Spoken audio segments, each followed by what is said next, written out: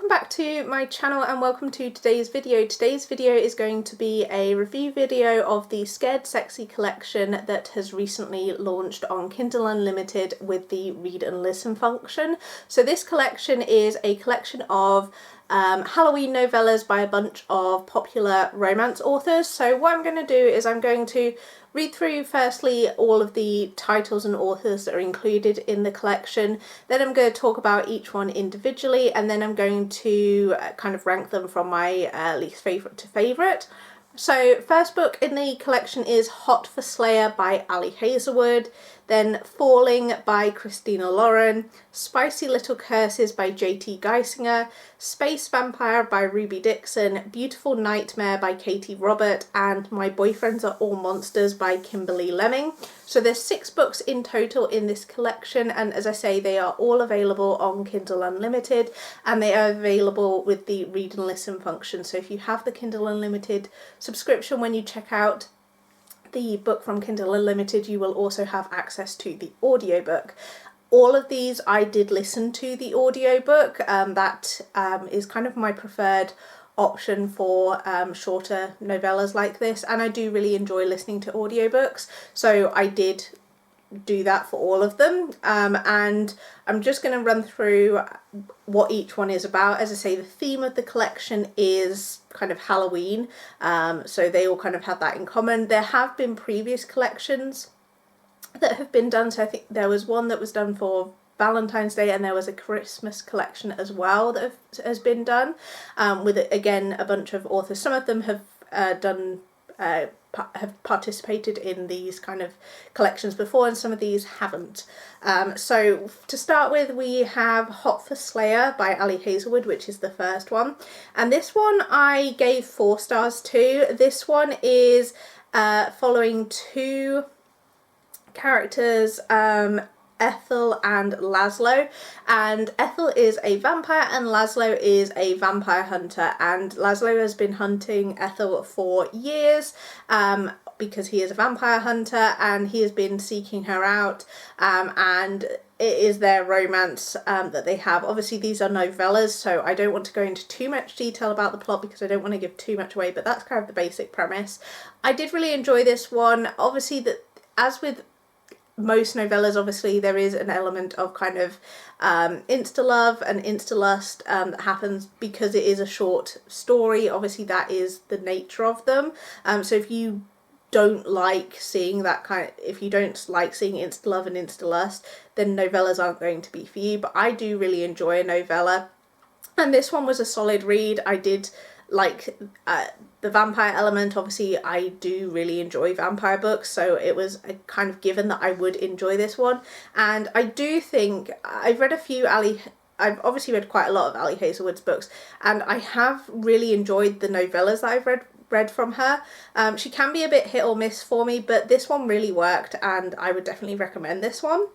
Then we have Falling by Christina Lauren, and this one I didn't really like. I gave this one 2.5 stars. So this one is a little bit of a strange setup. So we have this strange man called Briggan, and it's never really, I don't think it's ever really fully kind of stated what he is. I think he's meant to be some sort of like fallen angel, like demon type thing, but it's not really ever, I feel, made clear what he is and what his powers are. And they meet at a Halloween party, and they end up kind of getting, you know, spending the night together, and Briggan has these powers, and it seems that Kat for some reason seems to be able to resist them, and obviously because it's a novella, that's never really fully explained. This one, I just, as I say, I didn't really connect with the characters. I feel like there was a lot that wasn't really explained, which obviously for a novella sometimes things aren't fully explained, and I can get behind that, but in this one there was just something about it that doesn't work for me. Again, Christina Lauren, they are a writing duo, and again, a bit like Ali Hazelwood, their writing can be very hit or miss for me. Some of their books I've really liked, and other ones I've really not enjoyed, so this one was just a miss for me. Then we have Spicy Little Curses by J.T. Geisinger. This one was an interesting read and I gave it a 3-star. Like, this one was okay, but definitely not a favourite. This one follows Petra and Dax. And Petra is a journalist and she has heard some mysterious things about Dax's tattoo shop, and Dax has these he has this tattoo shop and he has these tattoos that are a little bit different to your normal tattoos. They seem to have magical properties, and she discovers that there is a kind of family curse surrounding Dax, and that anyone that falls in love with a member of his family is destined to die. And it looks like Petra's going to be the next victim of the curse. This one I feel was a solid read, but again, this one I feel like should have been a longer story. There was a lot kind of going on, and obviously with a kind of curse-like plot line, I feel you need a longer story to kind of fully develop that. So this one was just okay for me. Then we have Space Vampire by Ruby Dixon. Now, I've never read from Ruby Dixon before, and she is an author that I do have on my TBR to check out, and I think maybe I will be checking her out sooner, because I did have a good time reading this one. This one was 4 stars. Again, this is another vampire read, so I think we're seeing a theme here that I do really enjoy vampire books. Obviously Ruby Dixon is well known for writing alien romances, and she continues to write an alien romance in this collection. So in this one we have our female main character, who is called Dana, and she is she's been captured by the aliens, and Ruby Dixon refers to the blue aliens, which is obviously from her Ice Planet Barbarians series. And they have captured her, and she is on this spaceship, and they have all fled because there is this monster that has gotten loose, and it is this vampire who he has been created by the aliens, and he is called Vlad.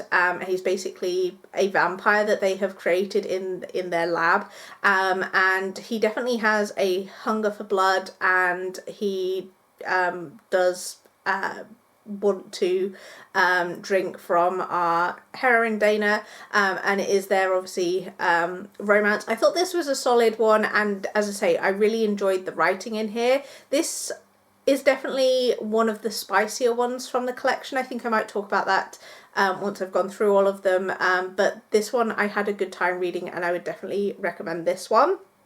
Then we have Beautiful Nightmare by Katie Robert, and this one I liked and gave 3.5 stars. This one, it follows a sleep paralysis demon. That is really hard to say, and her name is Gemma, and this the kind of premise of this almost was a bit like Monsters Inc. in terms of these demons enter into the human world, and basically their goal is to scare people whilst they're sleeping, and then they kind of feed off that fear. And Gemma has been kind of training to do this, and she's had this mentor that has been guiding her, and this is her first solo trip out into the human world. And she enters into the room of Caleb, and instead of scaring him, she ends up having a romantic encounter with him, and this is obviously completely against the rules of the demons, and goes against everything that she has been trained, and so they do kind of like cast her out. This one, again, I did have a good time reading it, and it's obviously Katie Robert. Katie Robert is known for writing spicy things, so this one was pretty spicy. This one, again, a bit like the J.T. Geisinger one, this one I would have loved to have seen like a longer version of this, because Gemma ends up getting cast out of the demon world. She ends up getting cast into the angel world, and I feel like this one again could have benefited from being longer. I think this is one of the shorter ones in the collection, if I'm not mistaken. Yeah, it's not in fact, I think it is. oh no, the next one is the shortest one, but this is on the shorter side in comparison to some of the others, and I would have just liked to have seen a little bit more from this one, which is why I gave it 3.5 stars. And then the last one we have is My Boyfriends Are All Monsters by Kimberly Lemming, and I didn't like this one and I gave this 2 stars. This is my first time reading this author, and I'm going to be honest, I'm not sure if it's necessarily the writing that I didn't like, more so the narration. I really didn't like the audiobook narrator, particularly the male audiobook narrator for this one.